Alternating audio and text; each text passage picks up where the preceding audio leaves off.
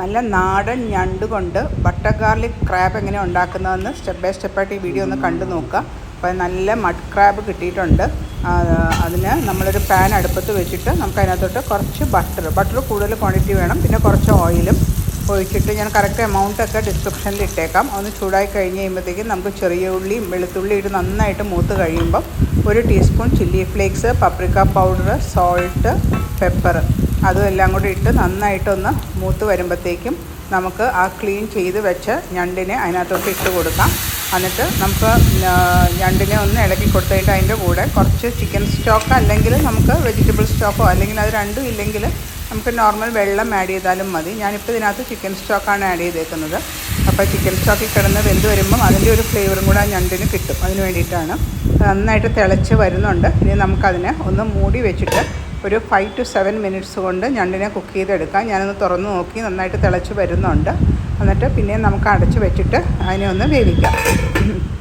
ഇപ്പോൾ ഞാൻ തുറന്ന് നോക്കിയപ്പോഴത്തേക്കും ഞണ്ടൊക്കെ ഓൾമോസ്റ്റ് വെന്ത് വന്നിട്ടുണ്ട്. അതിൻ്റെ കളർ തന്നെ കണ്ടല്ലോ, നല്ല അതിൻ്റെ കാലിലെ കളറൊക്കെ നല്ല ഓറഞ്ച് കളറുമായിട്ടുണ്ട്. ദശയൊക്കെ മീറ്റുമൊക്കെ നന്നായിട്ട് വെന്ത് വന്നിട്ടുണ്ട്. ഇപ്പോൾ എല്ലാവരും ഉപ്പും എരിവൊക്കെ ഒന്ന് ചെക്ക് ചെയ്യുക. ആവശ്യമുണ്ടെങ്കിൽ അതനുസരിച്ച് ചേർക്കുക. അത് കഴിഞ്ഞിട്ട് നമുക്ക് ഫൈനലായിട്ട് ഞാനിവിടെ ഒരു 1/2 കപ്പ് ക്രീമിൽ 1/2 ടീസ്പൂൺ കോൺഫ്ലവറും കൂടെ കലക്കി നന്നായിട്ട് യോജിപ്പിക്കുക. അത് ആഡ് ചെയ്യുന്നതെന്ന് വെച്ചാൽ നല്ലൊരു തിക്ക് ഗ്രേവി കിട്ടാൻ വേണ്ടിയിട്ടാണ്. അപ്പോൾ നമ്മൾ ആ വെന്ത് ഞണ്ടിനകത്തോട്ട് ക്രീമും കോൺഫ്ലവറും കൂടെ മിക്സ് ചെയ്ത് അതും കൂടെ ആഡ് ചെയ്ത് കൊടുത്തിട്ട് നന്നായിട്ടൊന്ന് തിളപ്പിച്ചാൽ മതി. തിളച്ച് കഴിയുമ്പോഴത്തേക്കും നമുക്ക് തിളച്ച് വരുമ്പോൾ തന്നെ നമുക്ക് ആ ഗ്രേവി തിക്കാവുന്നത് കാണാം. എന്നിട്ട് ആ തിക്ക് ഗ്രേവി ആ ഞണ്ടിൽ മുകളിൽ ഒഴിച്ചിട്ട് വേണം സെർവ് ചെയ്യാനായിട്ട്. അപ്പോൾ അങ്ങനെ നമ്മുടെ ബട്ടർ ഗാർലിക് ക്രാബ് റെഡി ആയിട്ടുണ്ട്. ഇതും മൃണാൾസൻ ഇവിടെ വന്നപ്പോൾ കൊടുത്തൊരു ഡിഷാണ്. അപ്പോൾ ഞാൻ ഓൾമോസ്റ്റ് എല്ലാ ഡിഷസും ഇട്ട് കഴിഞ്ഞു എന്ന് തോന്നുന്നു. എല്ലാം ഓരോന്നോരോന്നായിട്ട് ഇടുന്നുണ്ട്.